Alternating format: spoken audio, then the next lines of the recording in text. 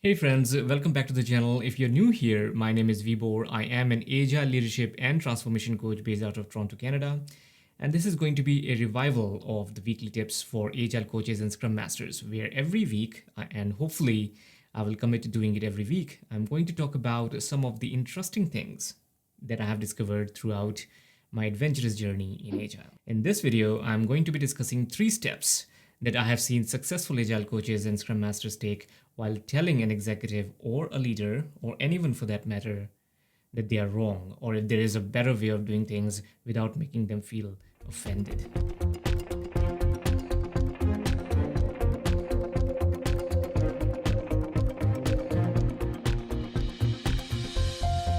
One of the most critical parts of a job as agile coaches and scrum masters is to provide constructive feedback to people we have no authority over.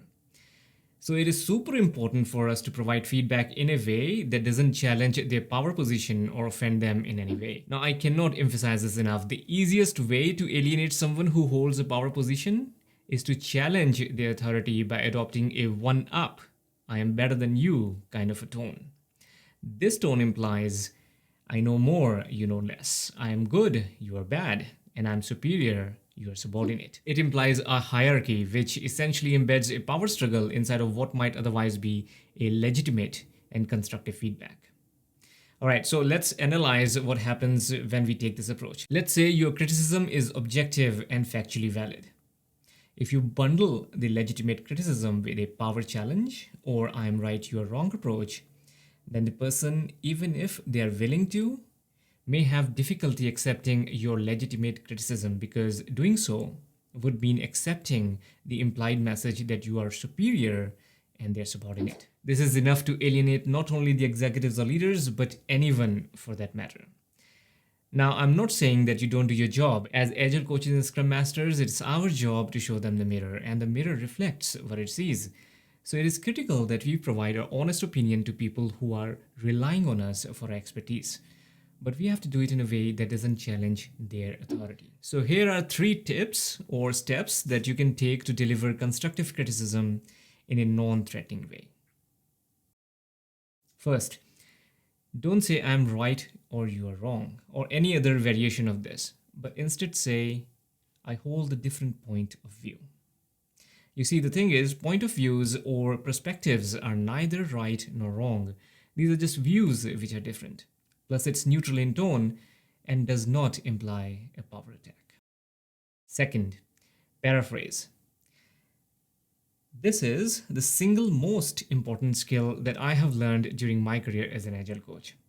Simply repeating and re-explaining their point of view in a better way if possible, before you explain your own perspective, goes a long way. This does a few things. First, it shows that you heard the person. Second, it allows the other person to see you received what they communicated, to see if what you heard was the same as what they intended. And third, if you can clearly explain the other person's point of view, they will automatically be more receptive to what you have to say, because then they don't have to worry about whether you understood them. This is also the 5th habit: seek first to understand before be understood, in the book 7 Habits of Highly Effective People by Stephen Covey. Alright, with that out of the way, it's now time to make them look through your lenses. It's time for you to give your opinion. You could say something like, I have an alternative point of view that you might wish to consider.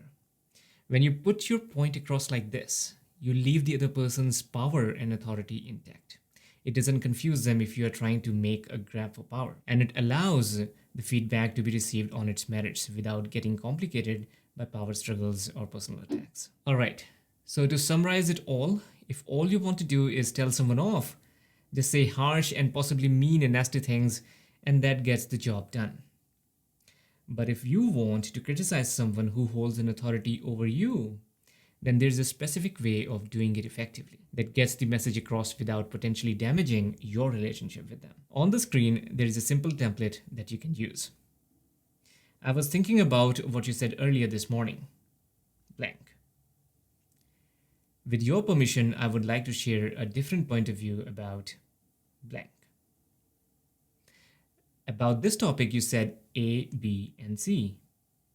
In my experience, or based upon my data, or these resources, an alternative point of view to consider is X, Y, and Z. Now, I have used these 3 steps extensively in my career, both as a coach and as a Scrum Master. I found it really works, and it's something that you might wish to consider adopting in your work as well.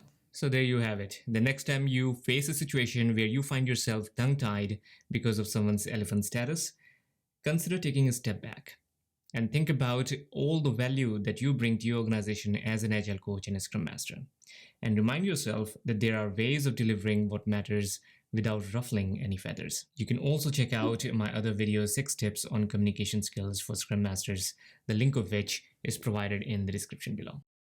Before you all go, I want to give a shout out to Yajnik Mongor, who very graciously translated the subtitles of the last 2 videos into French. The links to those videos are in the description box below, along with the link to Yajnik's LinkedIn profile. And I wanted to let you know that this is something that you can contribute to as well.